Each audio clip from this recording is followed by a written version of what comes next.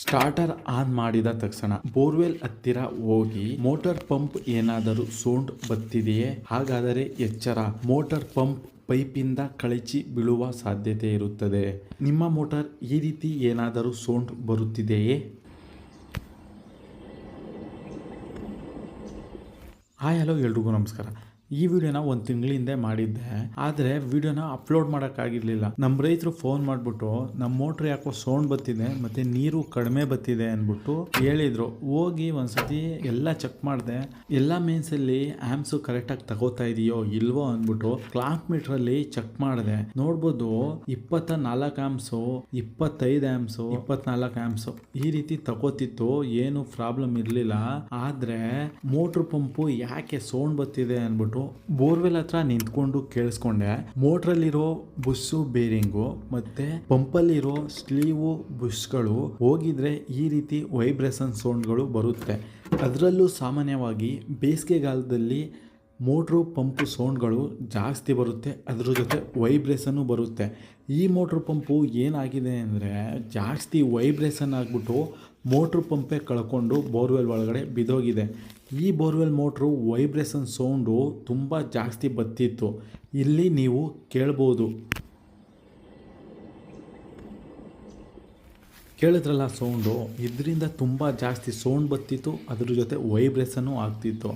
ಈ ವಿಡಿಯೋನ ಒಂದು ತಿಂಗಳ ಹಿಂದೆ ಮಾಡಿದ್ದೆ. ಒಂದು ತಿಂಗಳ ನಂತರ ಮೋಟ್ರು ಕಳ್ಕೊಂಡು ಬಿದ್ದೋಗಿರೋ ವಿಡಿಯೋನು ಮಾಡಿದ್ದೀನಿ, ನೋಡ್ಬೋದು ಇಲ್ಲಿ. ನಮ್ಮ ರೈತರಿಗೆ ಮೊದಲೇ ನಾನು ಹೇಳಿದ್ದೆ, ಈ ರೀತಿ ಸೌಂಡು ಮತ್ತು ವೈಬ್ರೇಷನ್ ಏನಾದರೂ ಬಂತು ಅಂದರೆ ಮೋಟ್ರು ಪಂಪ್ ಕಳ್ಕೊಂಡು ಬಿದ್ದೋಗೋ ಚಾನ್ಸ್ ಇರುತ್ತೆ ಅಂತ.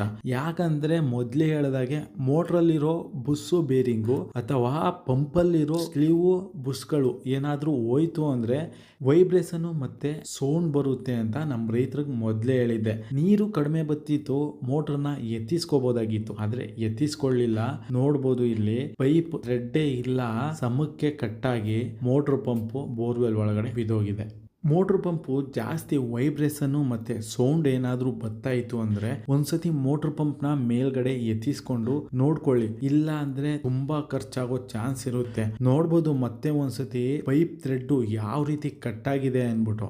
ನೋಡಿದ್ರಲ್ಲ ಯಾವ ರೀತಿ ಪೈಪ್ ಕಟ್ಟಾಗಿ ಮೋಟ್ರ್ ಪಂಪು ಬೋರ್ವೆಲ್ ಒಳಗಡೆ ಬಿದ್ದೋಗಿದೆ ಅಂದ್ಬಿಟ್ಟು.